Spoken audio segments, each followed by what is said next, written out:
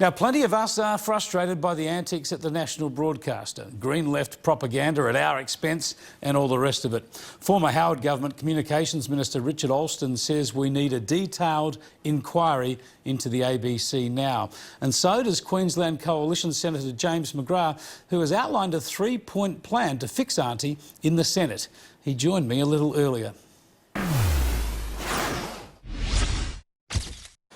James McGrath, thanks for joining us. Why pick on the ABC? Hasn't it got enough people bagging it? I'm not picking on the ABC. Sadly, the ABC is picking on itself. I'm actually speaking to you as someone who's a fan of the ABC, but what I think needs to happen is the ABC needs to be reformed to save itself. What are the biggest problems at the ABC? Is it the green left political bias, or is there something else askew? What happens is the ABC's become this giant blob, and it's starting to believe everything it says itself, and it's failing to effectively be the national broadcaster. It's become the un-Australian broadcaster. And whether it's programs like Q&A or whether it's failing to have radio broadcasts to the Olympics, it's just not reflecting the values across Australia. I don't want the ABC to be right-wing, I don't want it to be left-wing. I just want it to sort of represent all of us. It's supposed to be our national broadcaster. And the danger for the ABC, and they don't realise this, is what I call the Channel 83 syndrome, in that a lot of Conservative people, members of my party in Queensland, no longer watch the ABC for their news and current affairs. What they do is they go to Sky. And because Sky broadcasts on Channel 83, because it's free to air, it means they don't have to pay for the subscription to Sky. So Conservative people are no longer watching ABC news and current affairs, and that is very, very dangerous. So it's becoming this self-fulfilling prophecy that the ABC is becoming left-wing because right-wing people are no longer listening to it or believing its news and current affairs. That's very dangerous. People shouldn't only watch Sky News, they should subscribe, and in vast numbers. But when it comes to the national broadcaster, did you just call it the un-Australian broadcaster? It is. It's become the un-Australian broadcaster. It's the way it behaves. For a national broadcaster to not broadcast on radio the Olympics for the first time since the Helsinki Olympic Games in 1952, I mean, are we being serious? No, I don't want the ABC shut down.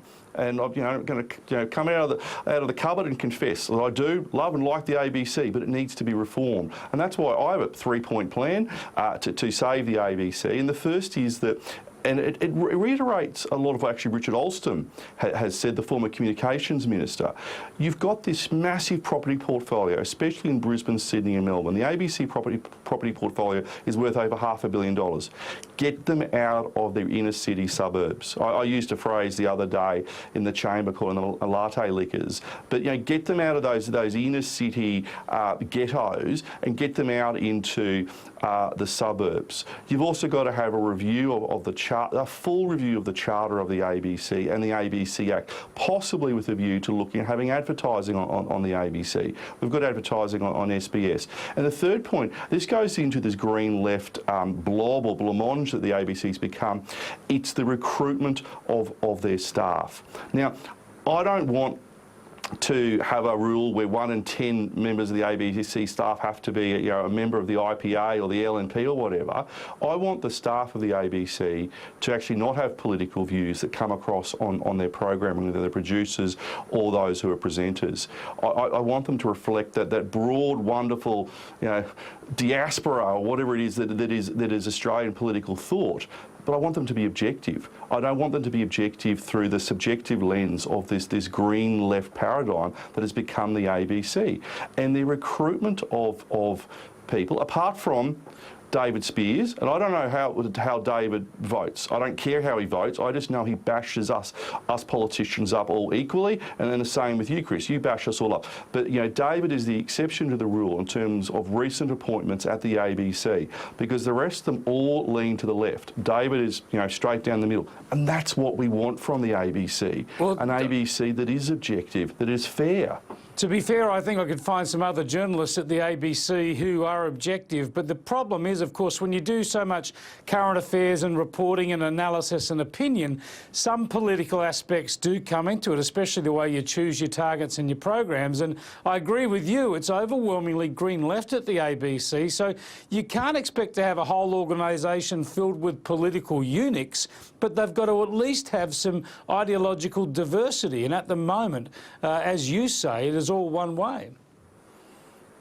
It is all one way, and I don't want to reflect upon the many professional people who work at the ABC, and especially those who took my latte lickers comment with good humour last week.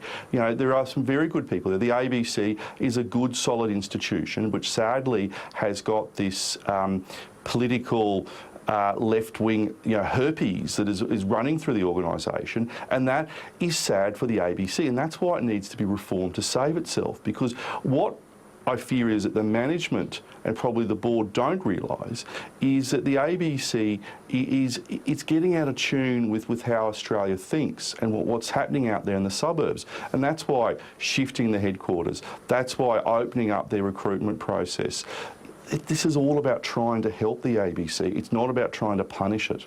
James McGrath, since you've come up with this three-point plan to fix the ABC, save the ABC, has the ABC asked you for any interviews about it? No, they haven't. And funnily enough, I've written to Ida Buttrose about 3.5 weeks ago. Haven't had a response to that letter, and I've sent a reminder off last week and haven't had a response to that letter either. So the interesting thing about the ABC is they've got this Right to Know campaign going on at the moment, where they sort of, fair enough, us politicians should be smacked around and held to account.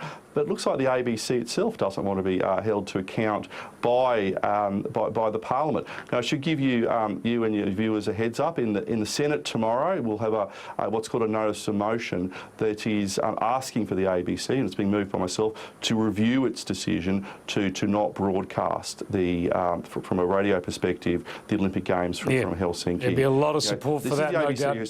It's fascinating. The ABC doesn't want to talk to you about the ABC. Kind of proves your point in many respects. No. Thanks for joining us, Senator. It does. Anytime, Chris.